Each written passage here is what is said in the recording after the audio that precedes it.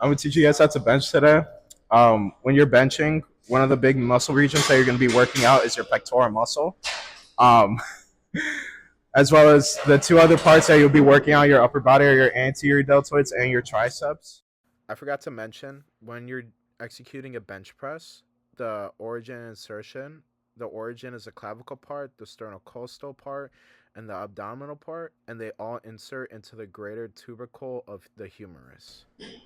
First, when you get down on the bench, usually a lot of people like to have an arch to isolate the pectoral muscle movement and your triceps. Usually, a big mistake what people do is usually a big mistake people do is when their hands are like not symmetrical, I guess. Usually they have like one hand really far out, one hand really close in. The big important thing is to have your hands right in the same position on the other side, like mirroring it.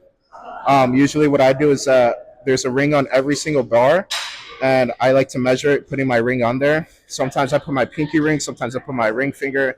It's all up to comfortability.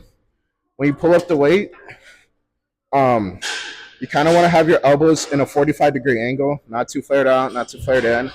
Because if you're flared out, they're going to start using your shoulders. That's going to cause the stingers. Basically, when nerves are pulled on your anterior deltoids really hard, and just kind of like fry your arm for a bit. Or when you're too in, you're mainly working your triceps. So you want to have a 45-degree angle so you can isolate that pectoral muscle. And when you go down, you want to make sure your wrists are straight and not like folded out or like folded in. What a lot of people do is they just go straight down like this. You don't want to do that.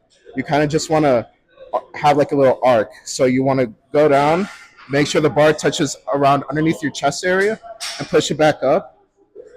And from there, you're gonna feel it.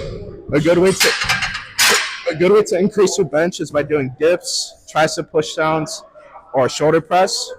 Or you could do a flat dumbbell press to practice on your form and your balance. And yeah. Okay, so we're gonna be doing a plank, and for a plank, you can either start on your hands or on your forearms. And this is gonna target your transversus abdominis, and you want to make sure that your back is like straight and that your butt isn't sticking up.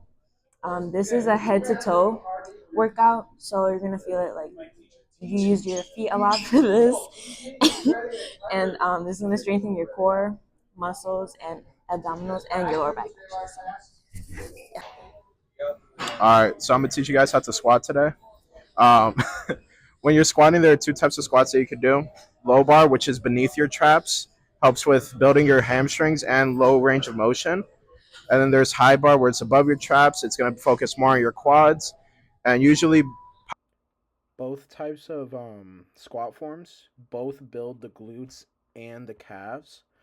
And like many bodybuilders say, squats are the best way to build your quads or just your overall legs. Powerlifters, people who lift really heavy weights for competitions, use low bar to have that reduced range of motion. Usually, when you So, since I am working on doing a squat, the four main quad muscles are the rectoris femoris, the vastus lateralis, the vastus intermedius, and the vastus medialis. And the reason, and throughout the motion, it originates at the shaft of your femur and inserts near the top of your tibia on the tibial tuberosity, the little bump near the top of your shin, and just below the knee via the patella. All they do is just extended knees, so I could just go down from the lowest to the highest point. Start off like the benching. There are two rings on the bar. I like to put my for this kind of bar. I like to put my thumb around the ring. So I'm gonna teach you guys how to do a high bar squat to focus more on the quads.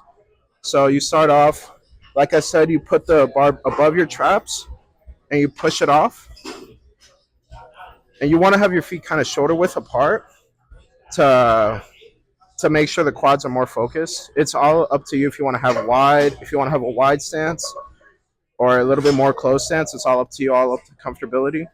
And when you go down, you want to brace your core by holding your breath. So like, and then when you go down, you want to make sure for powerlifters, it's around your knees, your hips past your knees, or for just normal, it's 90 degrees.